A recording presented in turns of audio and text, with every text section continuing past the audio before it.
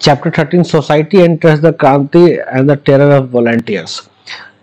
दोस्तों ये चैप्टर इसलिए एक लिखा है, मतलब इसको एकदम आप उस तरह से मत देखिएगा, बट जब भगत सिंह वाला इवेंट खत्म हो गया था 23 मार्च 1900 के, ऐसा एक दिन का है, ये धीरे धीरे एक ऑब्जर्वेशन था, बट ये इंपॉर्टेंट पॉइंट है। सोसाइटी एंटर्स द क्रांति and the terror of volunteers. तो जो भगत सिंह वाला भगत सिंह के शहादत दिवस 23 मार्च के बाद की एक कहानी है। 23 मार्च के बाद शायद गांव में यूपी के में इलेक्शन होने वाले थे, तो उसके बाद संदीप पाजी और मतलब बहुत लोग चले गए वापस। दूसरा, बंगाल में भी शायद इलेक्शन हो रहे थे, तो जो लीडर्स थे वो भी बंगाल में बिजी थे। और इस बीच में जो दौर था, मतलब अप्रैल, आप पूरा समझ लीजिए अप्रैल और आधा मई, ये जो समय था, इस समय आप एक तरह से कह सकते हैं कि ये जो समय था पीरियड, इस समय आंदोलन चल रहा था, क्योंकि इस समय टिके रहना, गर्मी भी बहुत ज्यादा थी तो मुश्किल था, और इस समय आंदोलन चल रहा था। लेकिन इसी समय में ना मौका मिलते ही सोसाइटी इस क्रांति में घुस चुकी थी। समाज, जो भारत का समाज है, जिसका की फीचर है करप्शन और नेपोटिज्म, भ्रष्टाचार और भाई भतीजावाद, ये दोनों भी इस क्रांति में घुस चुका था। और तीसरा था द टेरर ऑफ वॉलंटियर्स, दूसरी बात थी द टेरर ऑफ वॉलंटियर्स। ये कैसे, हम आपको समझाने का प्रयास करते हैं क्या हो रहा था।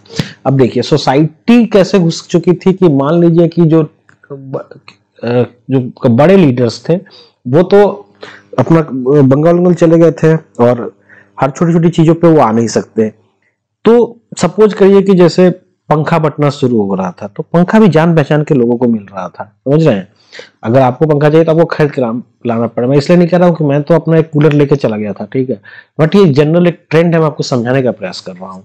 इसी बीच में जो लोग स्टोर में रहते थे, और प्लस जो कमेटी बनी रहती थी, उसमें भी 2-4 लोग रहते थे ऐसे, जिनके मतलब सपोज करिए सामान से लेकर के हर चीजों में, जो कि बाद में आप सुनते होंगे करप्शन का शिकार ये हो जाता, बट वो लीडर्स को पता नहीं चल पाता था। इसका मतलब ये नहीं था कि राकेश सर को पता चल जाता, वो तो बंगाली इलेक्शन में रहते थे। जब आते थे तो मान लीजिए कुछ पता चला कि किसी ने कुछ किया है, तो उसको हटाया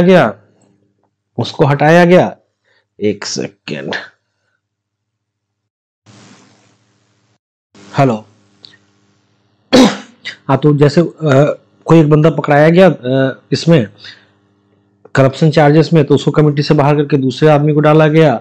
अब उसमें से भी जो करते थे वैसे वो परेशान रहते थे। जो लीडर्स होते थे वो जब समय पे आते थे, उनको जो पता चलता था उससे प्रॉब्लम को सॉल्व करने का प्रयास करते रहते थे। उसी तरीके से आपस में लड़ाइयाँ होती थी, जैसे जाटों के बीच में भी आपस में लड़ाई होती थी। जाट वर्सेस पंजाबी बहुत चल रहा था, मतलब सिख, वो आपस में भिड़ जाते थे। रोज रात को कुछ ना कुछ ऐसे हो जाता था। इसके अलावा डिफरेंट एलिमेंट्स ऑफ जितना भी आप सोच सकते हैं ना, मतलब वो समाज बन गया था। अब उसके सबसे पहले वो मेले का स्वरूप में था, वो भी खत्म हो गया, फिर क्रांति के स्वरूप में था, वो भी खत्म हो गया। अब पैरेलली उसमें आंदोलन भी चल रहा था, बट अब उसमें ना समाज अपना चेहरा, जो भारत के समाज के जितने जो आप सोचते हैं कि उसके अंदर जो फीचर्स होते हैं और जो कमियां हैं, अच्छी चीजें भी और बुरी चीजें भी, वो दोनों ही निकल करके अब उसके बीच में आने लगी थी, वो साफ दिखने लगा था, ठीक है। उसके अलावा ये जो, अब उस पर मैं डिटेल्स में नहीं जाना चाहूंगा, वो सारी चीजें जैसा समाज जो होता है वो जननी है, वो अब उसी से तो सरकार के लोग निकलते हैं, उसी से लोग संसद में जाते हैं, उसी से लोग ब्यूरोक्रेसी में जाते हैं, उसी से लोग बिजनेस में जाते हैं, उसी से लोग क्रांति में भी जाते हैं।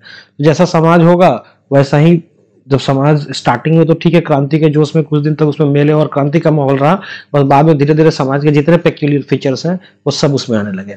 दूसरा जो था टेरर ऑफ वॉलंटियर्स। अब उसमें वॉलंटियर्स क्या होता है, वॉलंटियर्स को कोई पैसा तो देता नहीं है, वो कॉलेज वॉलेज के नॉर्मल लड़के होते थे जो वॉलंटियर्स बना दिए जाते थे। अब ये वॉलंटियर्स क्या करते थे, इनका ये जज, ज्यूरी, एग्जीक्यूशनर, तीनों यही हो जाते थे। क्यों? क्योंकि जहाँ पे पुलिस प्रोटेक्शन के लिए रहती थी आंदोलन के अंदर, उनको अंदर में मान लीजिए आपस में लड़ाई भी हो रही है तो उनको बीच में इंटरफेयर करने का राइट नहीं था। अगर कोई एफआईआर करता है तभी वो आकर के कर सकते थे, जो वहां पे पुलिस प्रोटेक्शन के लिए थी वो बीच में इंटरफेयर नहीं कर सकती थी। तो कुछ भी अगर होता तो वॉलंटियर्स ही उसको देखने के लिए दौड़ भाग करते रहते थे, ठीक है। अब ये वॉलंटियर्स करते क्या थे, मान लीजिए रात में कोई भटक के रास्ता में घुस गया, तो ये जो भीड़ में हाथ साफ करने का जो एक टेंडेंसी और मेंटेलिटी होता है ना, इन्होंने थोड़ा सा रोका, वो डर के भगाने की कोशिश किया तो उसको पकड़ लेते थे, उसको धर के फिर कस के पीट देते थे। अब अगले दिन फिर ये मान लीजिए इसका मामला निकल के आता था, तो अब ये सब यूनाइट होकर के झूठ बोल देते थे, उसको ही फंसा देते थे, ठीक है। इसके अलावा मान लीजिए आंदोलन में ही कुछ गरीब लोग घूम रहे हैं, मान लीजिए जो कमजोर ऐसे लोग घूम रहे थे, उनको जब मर्जी पीट देते थे। तीसरा, ये खुद ही चोरी वोरी करते थे स्टोर से और बहुत चीज ऐसे बेचा उचा करते थे सामान, लेकिन जब फिर पकड़े जाने पर ये किसी को फंसा देते थे और उससे, और ये क्योंकि जज जूरी एग्जीक्यूशनर तीनों यही लोग थे। अब ऐसे कितने ही कमजोर लोगों को देखा गया और वहां पे रहने वाले आंदोलन वाले लोग समझ भी रहे थे और वो कुछ कर नहीं सकते थे, क्योंकि सबूत के नाम पे इकट्ठा करने पे क्या हो जाते थे, चार मिलकर झूठ बोल देते थे और एक जो बंदा फंस जाता था फिर उसको ही मार देते थे, फिर एफआईआर भी कर देते थे। अब पहले तो वॉलंटियर की बात सही मानी जाएगी ना, सामने वाले की बात, मान लो उन्होंने किसी को मार दिया, बाद में बताया कि सबने मिलकर चारों ने बोल दिया किसने ही गाली दी थी, ठीक है। फिर प्लस ये बहुत ड्रिंक करते थे, ये सब दारू पी पी के रात को घुमा करते थे और रात को इतना कोई चेक करने वाला होता नहीं था। और राकेश सर और बाकी जो कोर लीडर्स थे वो सभी बंगाली लोग में थे, यहाँ पे नीचे उतना कंट्रोल रह नहीं गया था आंदोलन के ऊपर। और वॉलंटियर्स बदलने के बाद भी दूसरे भी आते थे, वो भी वैसे ही करते थे सबके सब। तो ये एक टेरर ऑफ वॉलंटियर्स का दौर भी था उस समय में। और सोसाइटी के करप्शन और नेपोटिज्म के फीचर्स जितने भी आप सोच सकते हैं वो सब भी आंदोलन के अंदर आने लगा था और एक तरह से वो समाज बनता जा रहा था और उसके बीच में भी आंदोलन अपना कंटिन्यूअस चल रहा था। इसीलिए कि ये अलग से चैप्टर डालने का मैंने ट्राई किया है कि सोसाइटी एंटर्स द क्रांति and the terror of volunteers.